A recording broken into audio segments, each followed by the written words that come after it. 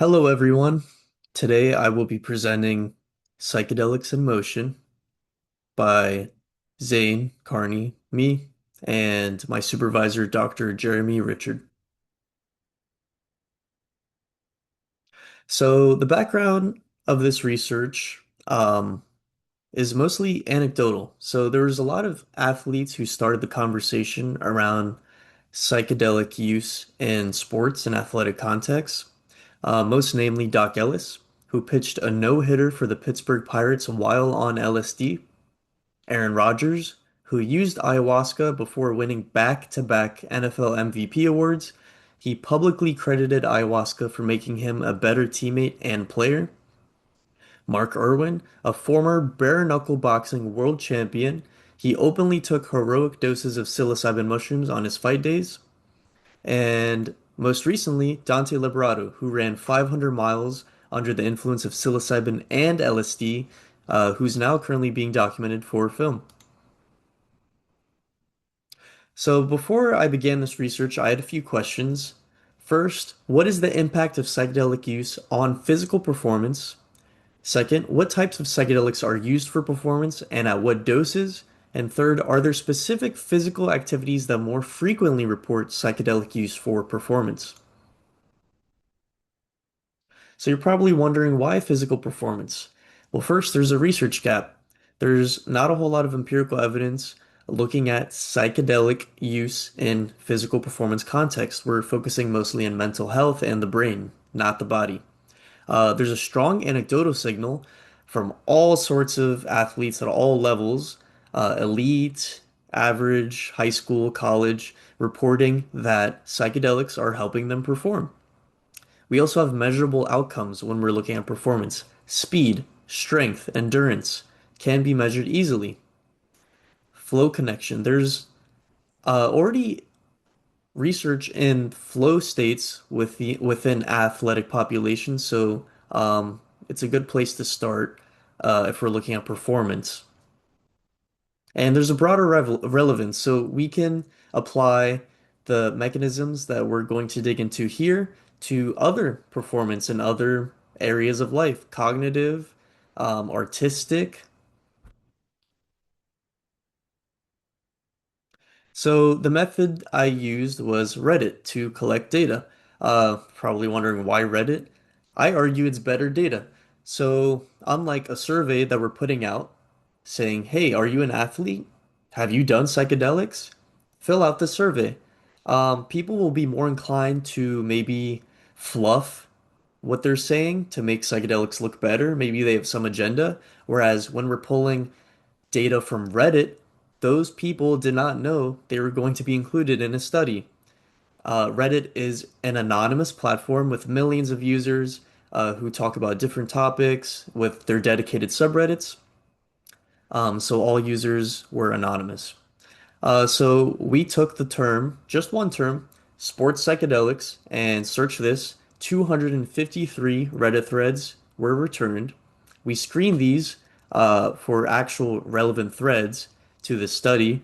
So threads that did not have sports and psychedelics or no first-person accounts of sports and psychedelics were excluded. Speculative, off-topic, or no personal experiences described were excluded. And finally, we had 329 total posts that were included in this analysis. And we found some interesting results. So, of the 329 total posts and the 39 threads, 24 of these threads were predominantly positive discussions around psychedelic use in sports and athletic context, whereas the other 15 had both substantial amounts of positive and negative accounts of psychedelic use in a sports context.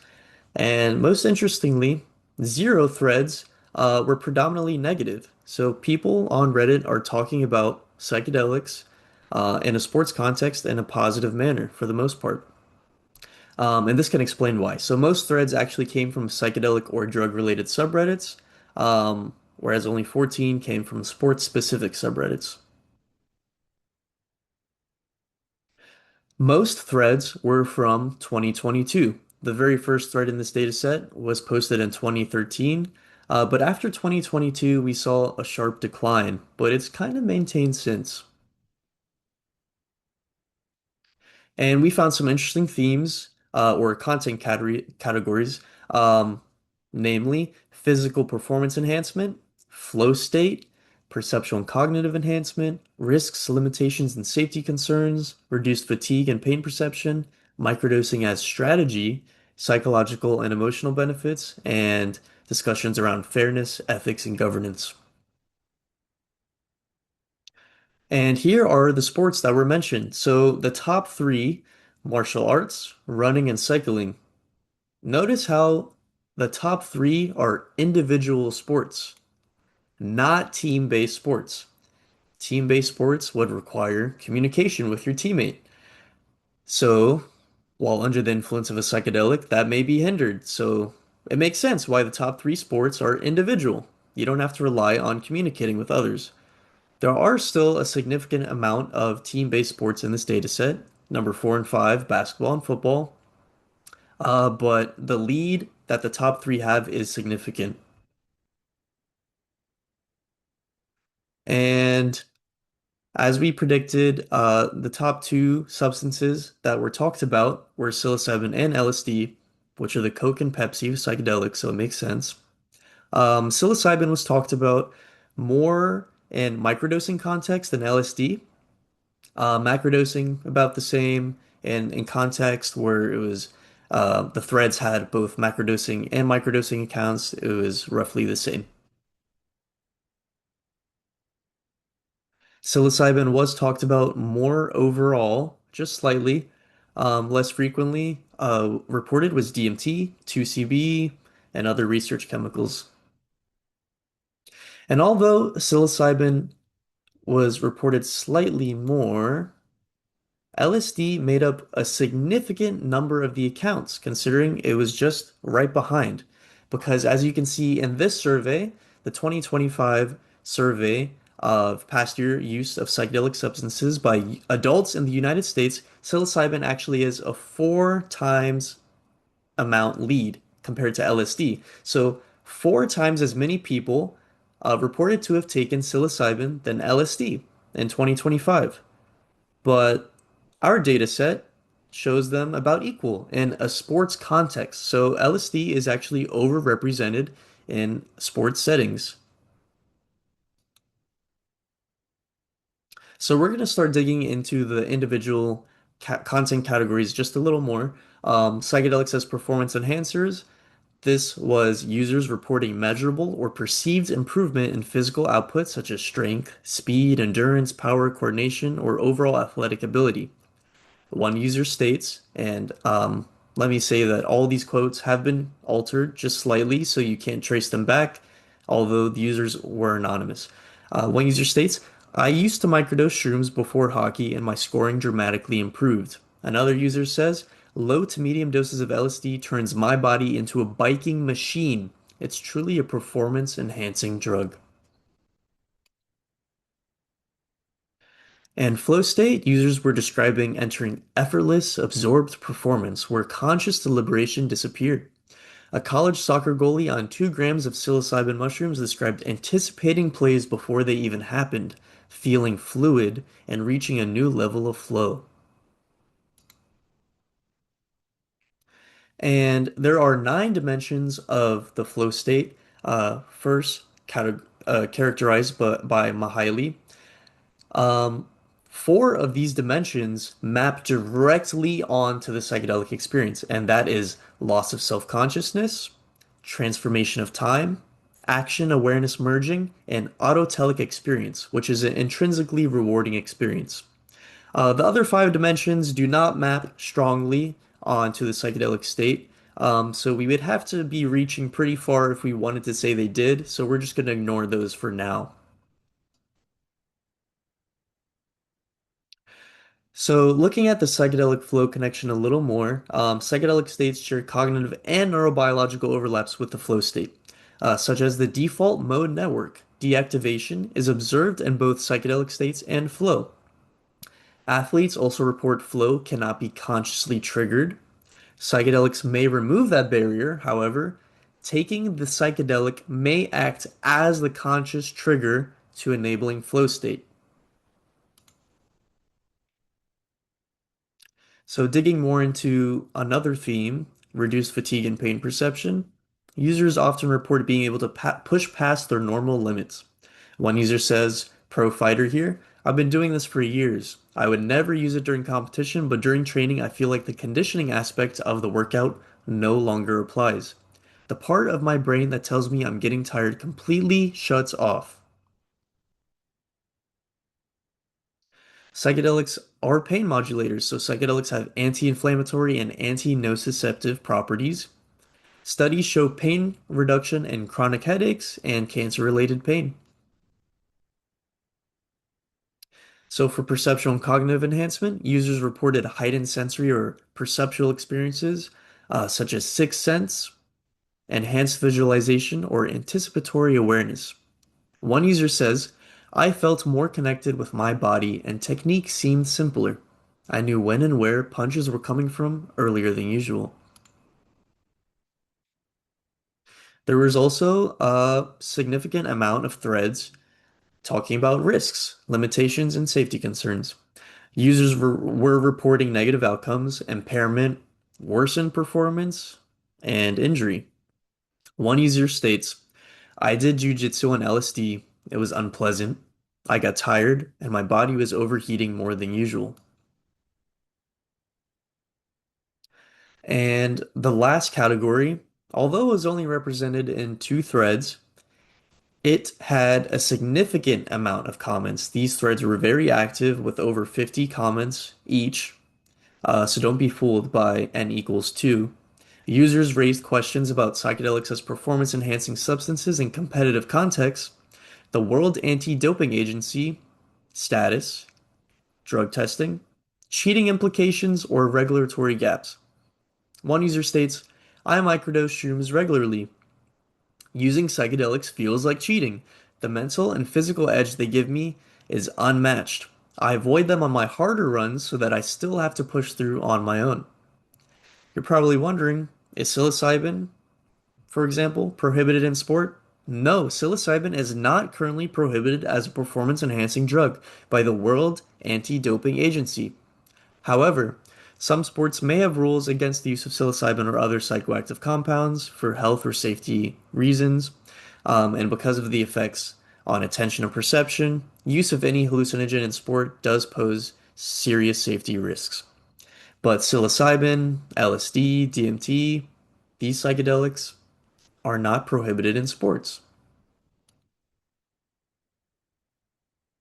So let's connect everything we've talked about so far. Why does this matter? How can we connect it beyond sports?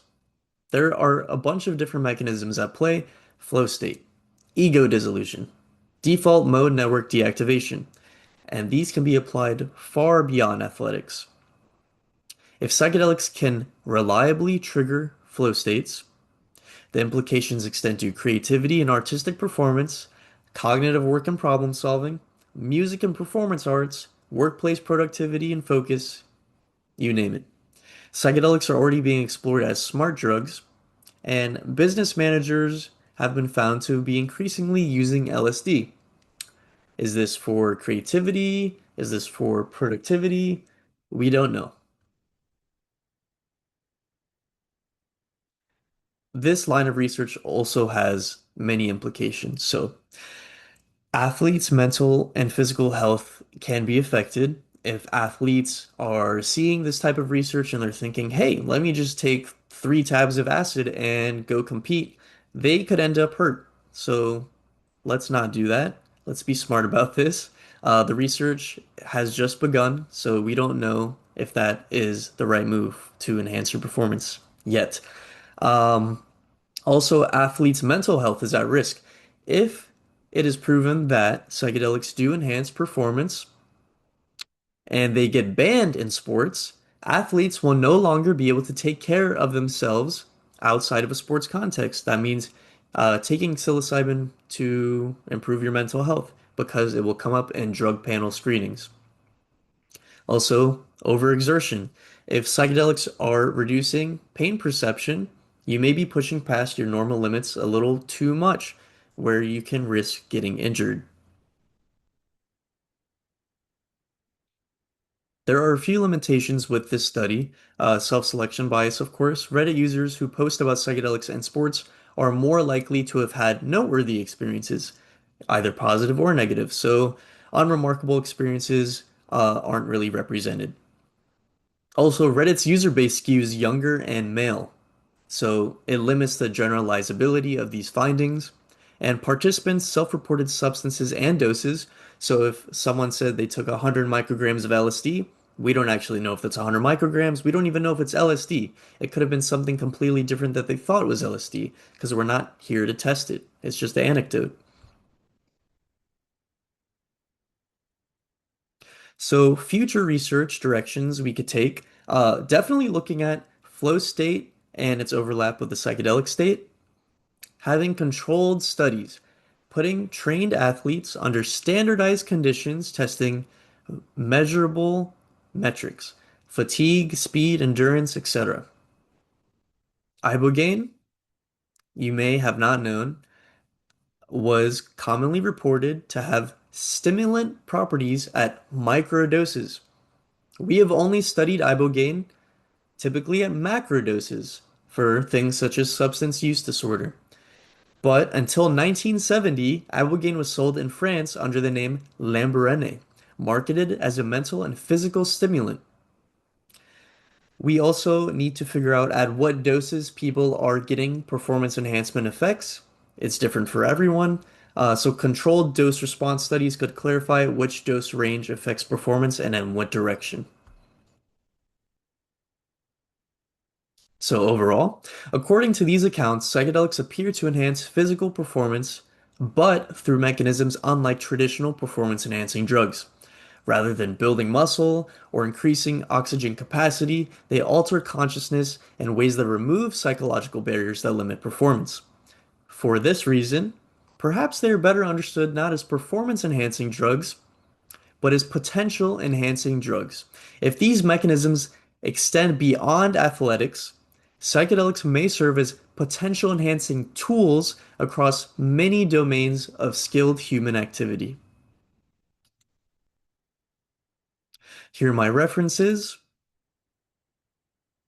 Thank you very much. If anyone wants to collaborate on future research in this topic, feel free to scan this QR code or reach out to me on my email here. Thank you.